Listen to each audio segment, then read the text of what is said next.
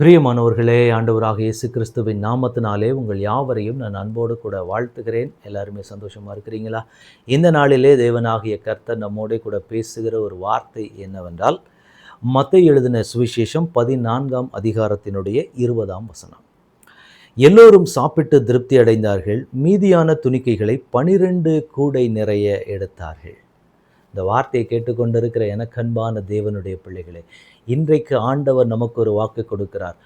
மீதி எடுக்கிறதான ஒரு ஆசீர்வாதத்தை ஆண்டவர் உங்களுக்கும் எனக்கும் கொடுக்க போகிறார். இதுவரைக்கும் நீங்கள் போய்க்கொண்டிருக்கிற பாதையில் உங்களுக்கு தேவன் கொடுத்திருக்கிற வருமானத்தில் நீங்கள் தேவனுக்கு செய்கிற காரியங்களிலே ஒரு குறைவுபட்ட ஒரு நிலைமையில், மாதம் முடியும் போது ஒரு குறைவுபட்ட நிலைமையிலே தான் இதுவரைக்கும் நான் முடித்திருக்கிறேன் அப்படின்னா, இன்றைக்கு ஆண்டவர் உங்களுக்கு ஒரு வாக்கு கொடுக்கிறார். நிறைவாக, அதாவது உங்கள் தேவைகள் போக நீங்கள் மீதமானவைகளை எடுக்கும்படி உங்கள் கைகளை தேவன் ஆசீர்வதிக்க போகிறார். அங்கே சாப்பாட்டிற்கு ஒன்றுமே இல்லாத ஒரு சூழ்நிலைமையில் இருந்தது. 5 அப்பம் 2 மீன்கள் மாத்திரமே அந்த இடத்துல இருந்தது.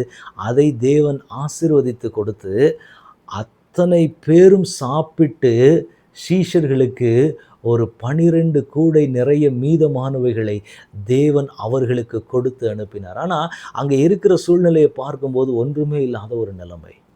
5 அப்பமும் 2 மீன் மட்டும்தான் அந்த இடத்துல இருக்குது. ஆனால் என் தேவன் நினச்சா அதையே ஆசீர்வதித்து பெருக பண்ண முடியும். அப்போ இன்றைக்கு ஆண்டவர் ஒரு வாக்கு கொடுக்கிறார். இந்த வார்த்தையை கேட்டுக்கொண்டிருக்கிற எனக்கு அன்பான தேவனுடைய பிள்ளைகளே, நான் இயேசு கிறிஸ்துவினுடைய சீஷனாய் நிற்கிறேன். அவருடைய சத்தத்தை கேட்டு நடக்கிறேன். அவரோட கூட போகிற அனுபவத்தில் நான் நிற்கிறேன். இயேசு கிறிஸ்து என்னென்னலாம் சொல்கிற காரியத்தை எல்லாம் நான் செய்து இயேசு கிறிஸ்துவினுடைய சீஷனாய் இன்றைக்கு நான் நிற்கிறேன் அப்படின்னா, இன்றைக்கு எனக்கு ஒரு ஆசீர்வாதத்தை ஆண்டவர் கொடுக்க போகிறார். நான் மீதமானவைகளை எடுக்கும்படி என் தேவன் என்னை ஆசீர்வதிக்க போகிறார். மீதமுள்ளவைகளை 12 கூடை நிறைய, 12 சீஷர்களுக்கு 12 கூடைகள் நிறைய ஆண்டவர் கொடுத்து அந்த பிள்ளைகளை ஆசீர்வதித்தார். அதே மாதிரி தான் இன்றைக்கு தேவன் நமக்கு வாக்கு கொடுக்கிறார். நமக்கும் ஒரு நிறைவான ஆசீர்வாதம் உண்டாக போகிறது. இதுவரைக்கும் அந்த ஆசீர்வாதத்தை உங்கள் வாழ்க்கையில் ஒருவேளை நீங்கள் பார்க்காம இருந்திருக்கலாம். ஆண்டவர் இன்றைக்கு நமக்கு சொல்கிறாரு, அந்த நிறைவான ஆசீர்வாதத்தை உங்கள் வாழ்க்கையில் நீங்கள் பெற்றுக்கொள்வதற்கான நேரம் வந்துவிட்டது.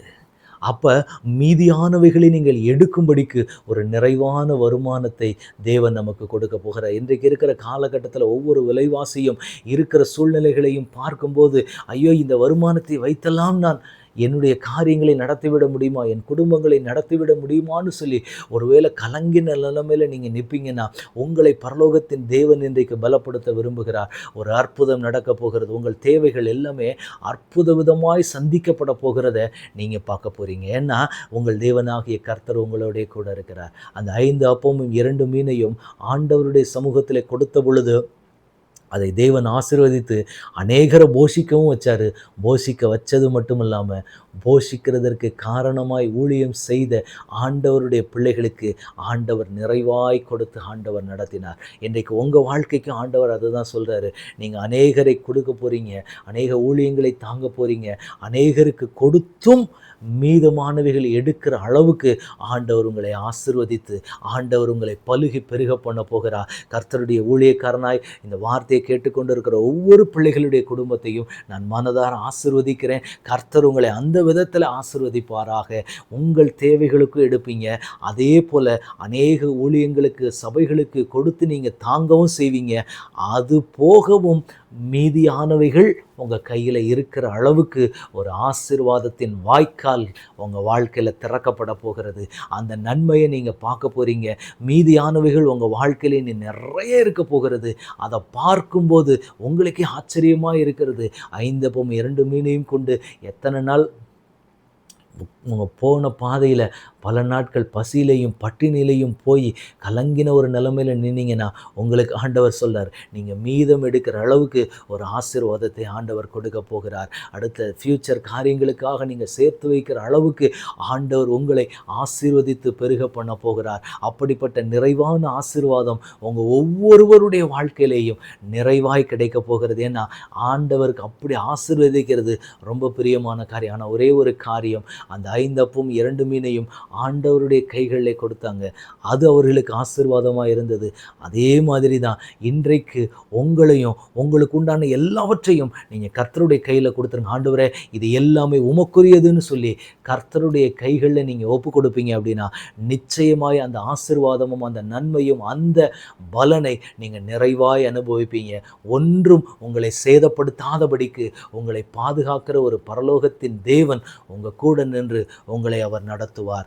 ஆண்டவர் அந்த தடைகளை உடைச்சி உங்கள் வாழ்க்கையில் இனிமேல் நீங்கள் மந்த் எண்டாச்சு அப்படின்னா கையில் ஒன்றுமே இல்லைங்கிற நிலைமைக்கு இருக்க மாட்டீங்க. இனி கைகளில் நிறைவான பணத்தையும் நிறைவான ஆசீர்வாதங்களையும் செல்வங்களையும் ஆண்டவர் கொடுத்து, என் ஐஸ்வர்யமும் கனமும் என் தேவனால் வருகிற ஒன்று. ஆண்டவர் அந்த ஆசீர்வாதத்தை உங்களுக்கு கொடுப்பேன் என்று ஆண்டவர் வாக்கு கொடுக்கிறார். பெற்றுக்கொள்ள ஆயத்தமாக இருக்கிறோமா? ஆண்டவரிடத்தில் ஒப்பு கொடுக்கலாமா? தகப்பனே, உடைய கரத்தில் எங்களை முழுவதுமாக ஒப்பு கொடுக்கிறோம். இம்மட்டும் எங்களை பாதுகாத்தவர், பலப்படுத்தினவர், வழிநடத்தினவர். இனிமேலும் நீர் எங்களை வழிநடத்த வல்லவராக இருக்கிறீர் என்பதை நாங்கள் முழுவதுமாக விசுவாசிக்கிறோம். தகப்பனே, எல்லா தடைகளும் எங்கள் வாழ்க்கையில் பரிபூர்ணமாய் மாறட்டும். ஒரு நிறைவான ஆசீர்வாதங்களை ஆண்டவரே, மீதமுள்ளவைகளை நாங்கள் எடுக்கிற அளவுக்கு கர்த்தர் எங்களை ஆசீர்வதித்து நீர் நடத்த போகிற தயவுக்காக உமக்கு ஸ்தோத்திரம். அப்படிப்பட்ட கிருபைகளை கர்த்தர் எங்களுக்கு கொடுத்து நடத்தி, எங்களை ஆலோசனை கொடுத்து எங்களை பலப்படுத்தும்படி உங்கள் கரத்தில் ஒப்பு கொடுக்கிறோம். ஆளுகை செய்ய வழி நடத்துங்க. இயேசு கிறிஸ்துவின் நாமத்தில் ஜெபம் கேளும் எங்கள் நல்ல பிதாவே. ஆமென், ஆமென், ஆமென். God bless you.